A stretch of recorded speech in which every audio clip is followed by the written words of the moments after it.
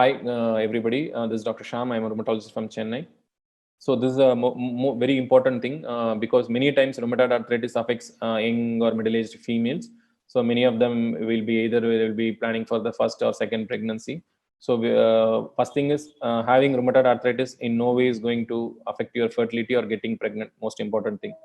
Second thing is, good thing about rheumatoid arthritis is in pregnancy, 60 to 70% or more than 70% of the patient or 2/3, not automatically the pain comes down due to some hormonal changes. After delivery, after a few weeks, again the pain can become worse. And this is the natural, usual thing.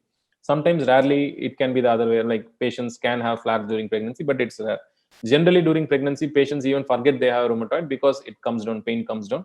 But be prepared, post delivery after 4 weeks or 6 weeks, you can have a severe joint pain. Okay. So most important thing is first discuss with the doctor, see if it is going to be rheumatoid. What I tell is holds good. But there are some rare disease like SLE. There you have to have a lot of more pre-conception counseling is needed. But this video I will limit to rheumatoid.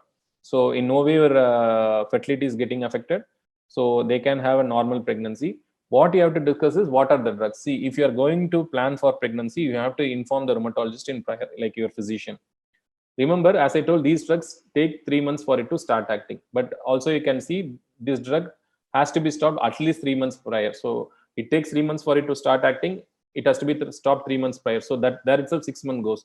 So in case if you're planning for a pregnancy in next 6 months, no point in starting this tablet because by the time it's going to start acting, we are going to stop it.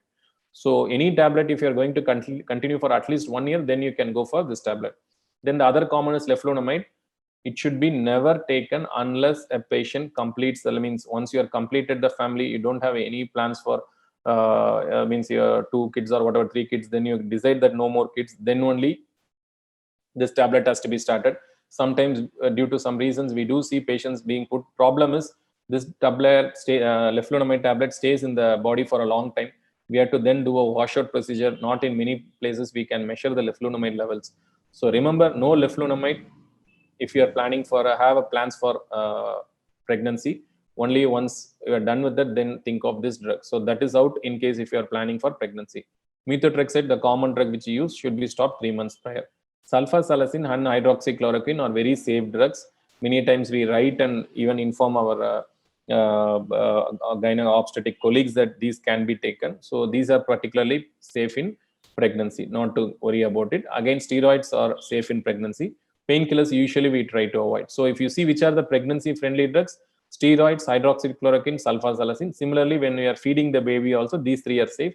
We try to avoid the other drugs. No to leflunomide till we complete this one.